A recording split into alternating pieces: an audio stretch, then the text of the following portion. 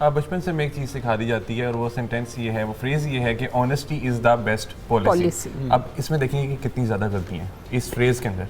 वो गलती ये है कि यहाँ पर हमने 3rd डिग्री यूज़ की और वो डिग्री है बेस्ट, और इसका मतलब ये है कि there is a better policy as well, जो कि डिसऑनेस्टी हो सकती है।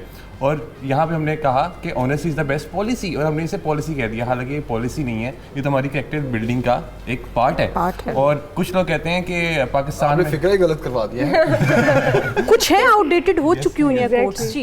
ये चादर देखकर पाँव फैलाओ जैसे, और हमें चादर भी बड़ी कर लेनी चाहिए, चादर देखकर पाँव नहीं फैलाने चाहिए। तो honesty is the best policy की जब मैं बात कर रहा था, तो कुछ लोग कहते हैं कि पाकिस्तान में डिसऑनेस्ट होना भी अच्छी बात है क्योंकि यहाँ पे रिसोर्सेज अवेलेबल नहीं होते।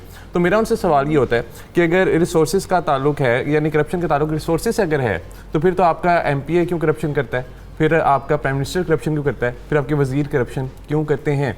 ट्रांसपेरेंसी इंटरनेशनल की रिपोर्ट आई, क्योंकि आप मुझसे बेहतर न्यूज़ को जानते हैं, तो ट्रांसपेरेंसी इंटरनेशनल की रिपोर्ट आई और उसमें उन्होंने कहा कि न्यूजीलैंड दुनिया का सबसे ज़्यादा ऑनेस्ट मुल्क है जी। और इसकी वजह क्या है? इसकी वजह जब न्यूजीलैंड में रिसर्च की गई तो देखा गया कि उनके लोग इसकी वजह, उनके लोगों ने अब रिस्पॉन्सिबिलिटी ली, उन्होंने कहा कि हमने अपने हालात को खुद चेंज करना है। और एक और चीज़ जो देखी गई वो ये देखी गई कि जब हम ये समझते हैं कि लाइफ इज़ नॉट फेयर, तो तभी हम अपनी ज़िंदगी में कामयाब होते हैं।